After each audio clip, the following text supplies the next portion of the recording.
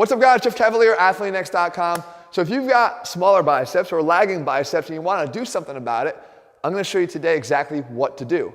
Now, I know that it's not just biceps. A lot of us have multiple muscle groups that are lagging, a little bit slow to grow. So that means I'm going to cover all of them. I'm going to make sure we do a whole series on this, on how to get that lagging muscle group growing.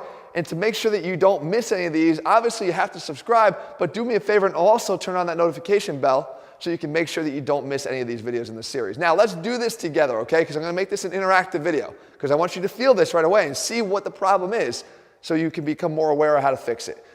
First thing we're going to do, I want you to take your arm right here and put it at your side and squeeze. Okay, I want you to flex your bicep as hard as you possibly can. Do you feel any discomfort here? Okay, just make note. Do you have any discomfort in your bicep? I could tell you I actually have some discomfort here, right? But now we can make it more intense.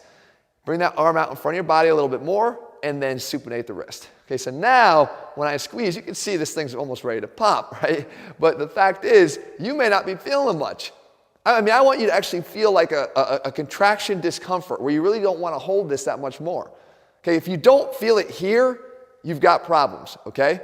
They're worse than if you don't feel it here. Some guys won't feel it here. If you don't feel it here, you have problems. Now, we go to stage 3 and I bring it all the way up as if I'm going to flex my arm up here.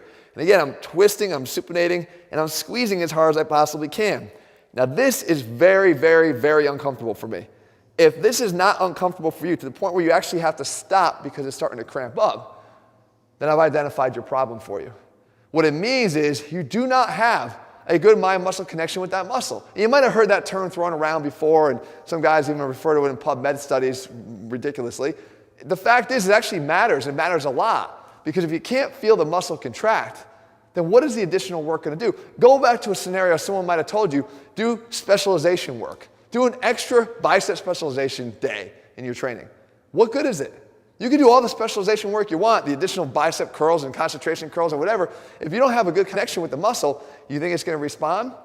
You would have been better off actually doing more volume in the form of maybe another pull day, maybe a lighter pull day where you can get at least some side benefits for your back by doing extra weighted chins or underhand rows, right? But not through additional specialization because it's not working. But it doesn't mean that specialization won't work if you first develop that mind-muscle connection. So here's all you have to do, okay? Follow along with me here. What you want to do is you want to start, again, 2 or 3 times a week, and I'm going to explain why you can tolerate this kind of volume without any repercussions. You're going to grab a pair of dumbbells, and you're going to put them and almost mimic that sequence once again. So you put them at your side here as if you're doing that mid portion of a curl. And what you want to do is squeeze as hard as you can for 45 seconds and go through just a small little pulsing contraction up and down, an inch up and an inch down. Okay, with the goal being to see if you can intensify that contraction to start to feel some discomfort in there with the use of the weight. Now, the weight does not have to be heavy. You could use very light weights here. It's just a fact to put yourself in a position to mimic the same action I had you go through before. Now, after that, you do that 2 times for 45 seconds. The next thing you do is you want to get into a position or an exercise that sort of mimics that secondary position, which is the arm out in front of the body, a little bit more supination. And we could do that with a spider curl position that you see me here. Now, the same thing applies here. I'm going to get up into that position, get to a contraction, have the forearm supinated, squeeze as hard as I possibly can, hope to feel more discomfort, and pulse a little bit in that top position. Up and down, just an inch up and an inch down. Again, the weights are secondary here. They do not have to be that heavy. You're going for that connection between your brain and that muscle, in this case, the biceps. Again, 45 seconds twice.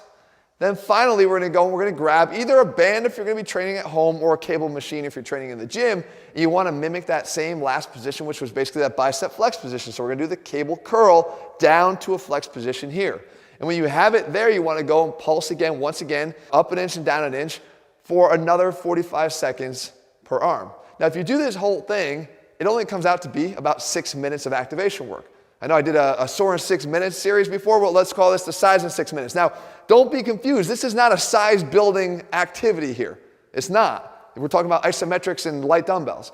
What this is the activation necessary to unlock the size. So if you do go back to doing specialization bicep work, it actually might work now. If you do decide to do more of a pull workout, you're not caring as much about aesthetics as you are more about function, at least the secondary pull workout will now start to get more contribution from the biceps instead of letting the back dominate every move you do, because you have more activation and awareness between the mind and the muscle here in the biceps.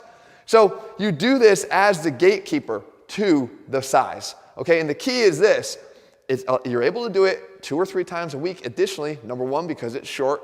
Number 2, you don't have any eccentric overload here. Number 3, you're not getting a whole hell of a lot of metabolic buildup. So these methods that might cause some soreness that would prevent you from doing this are not in place. This is literally a neuromuscular re-education activity that can be done more frequently. And the way you can simply retest is from week to week, do the contraction sequence and see if you can start getting sore. And ideally, to the point where even when you're down here, you're feeling some contraction soreness here as well, right? Some discomfort.